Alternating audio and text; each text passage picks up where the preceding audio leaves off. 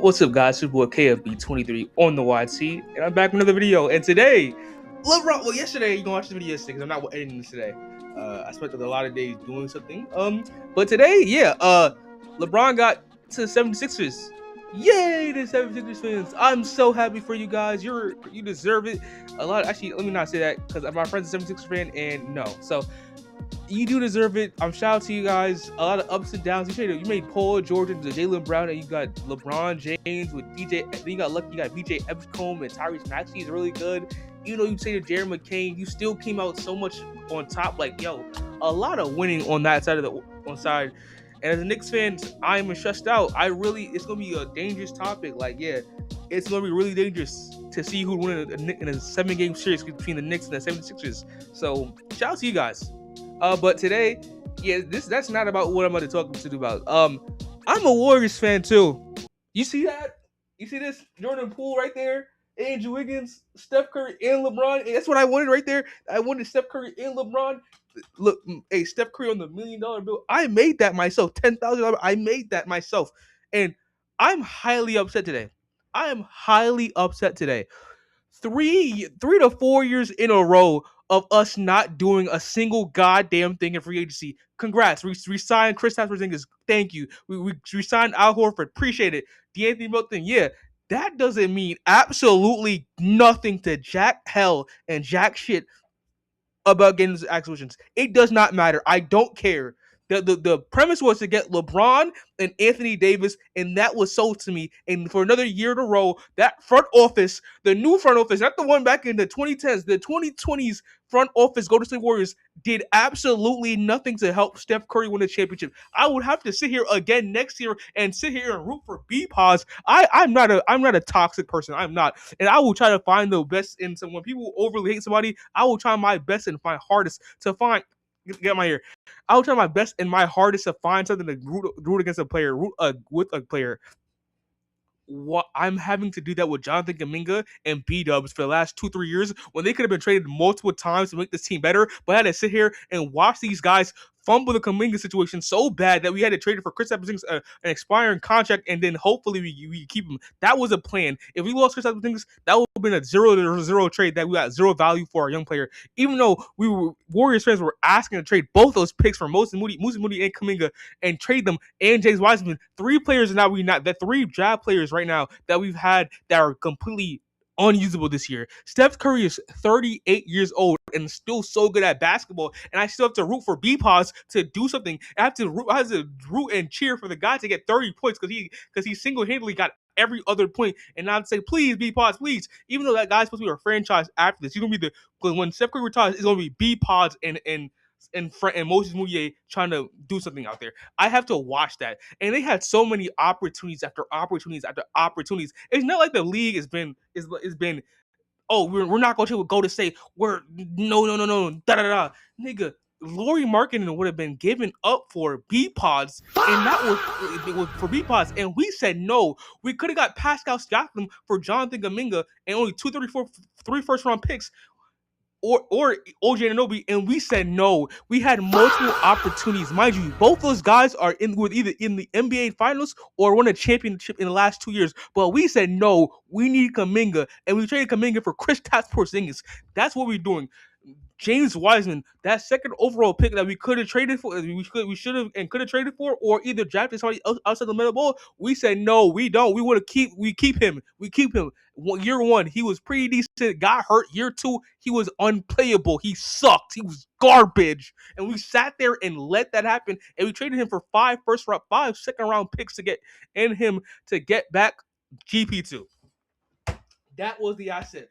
That was such a valuable pick that we could have traded for another superstar with that. But we decided to get GP2 because we held on to assets so long that there's no point of the trading them is at their lowest point just to get something to make us happy. That Kristaps Porzingis trade was just to make us happy that, oh, we did something. That was it. So fans cannot sit in their uproar and say, oh, we didn't do anything. We didn't do this. We didn't do that. But no, it's nothing. And we're not even asking for much. We're not asking for much. Just do something of substance. Just do, like, you let go of, like, mind you, Klay Thompson franchise guy. You let him walk. I know Klay Thompson was bad, and he was not what Klay Thompson was. But you decided, hey, it's you can leave, but B Pods, oh yeah, that's the man. That's the guy that has to stay.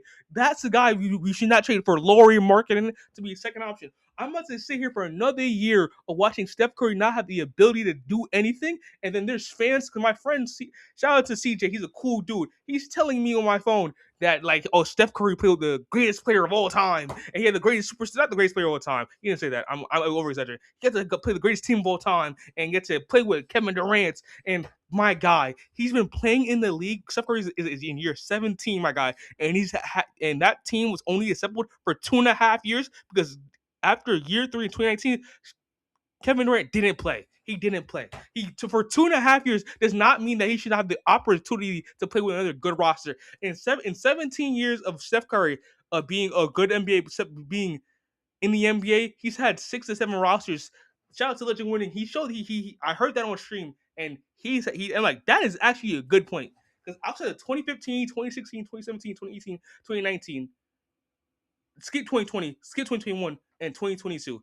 That has been the only roster in Steph Curry's 17 years in the NBA of being really good. Everything else has been mediocre, mid, or just flat out bad. Last year was just flat out bad. And now we're going into this year. And now I have to pray for that 38-year-old Jimmy Butler off an ACL tear comes back in January, even though he's not even. I'm looking up how he's doing with his injury. He's not even walking yet. He's not even walking yet. He's able to work out and shoot, but that's it. He's not even walking.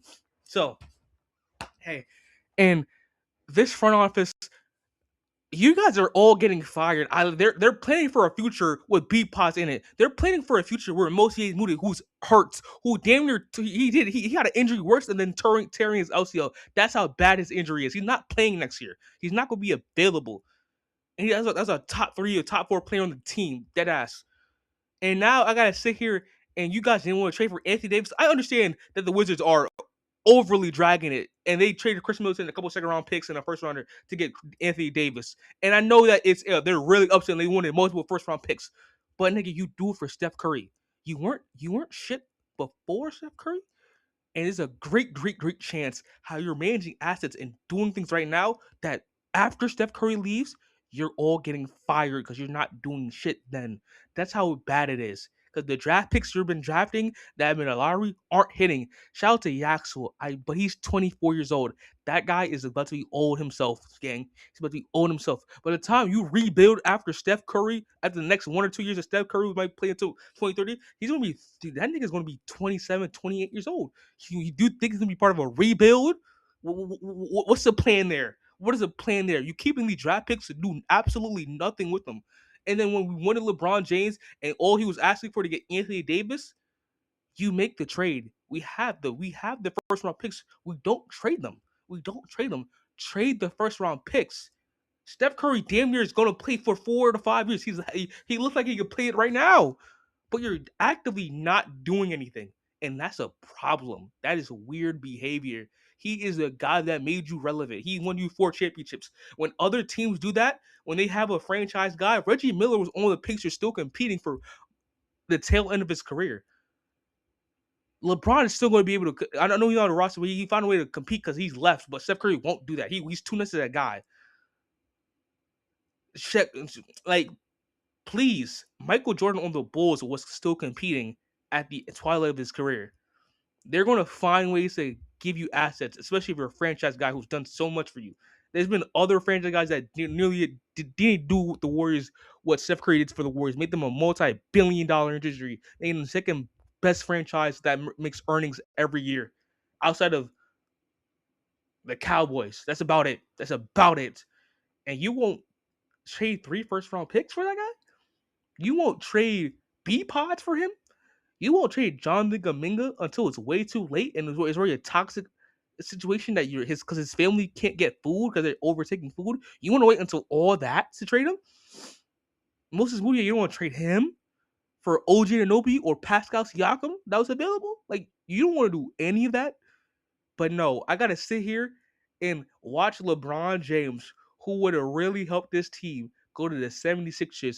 And now guess what we're rolling out with next year? Steph Curry at the 1. B pods up to 2. Ski Santos, shout out to him. Al Horford, Draymond Green, or Kristaps Porzingis, either one. And now Steph Curry's gonna be asked to do the same thing at 38 years old again, create and self-create for 6 other NBA players, 5 other NBA players, and basically have to be the plus minus and watch us lose by 30 when he's not in the game because it's plus minus on the bench when the offense is off the floor is like damn near like 90 gang. Like, it's barely an NBA offense. And a lot of this could be avoided. I can talk about Jordan Poole because fuck, I'm going to. I'm going to. Jordan Poole could have been on this roster, but Draymond did some shit. She did some shit, and you pivoted.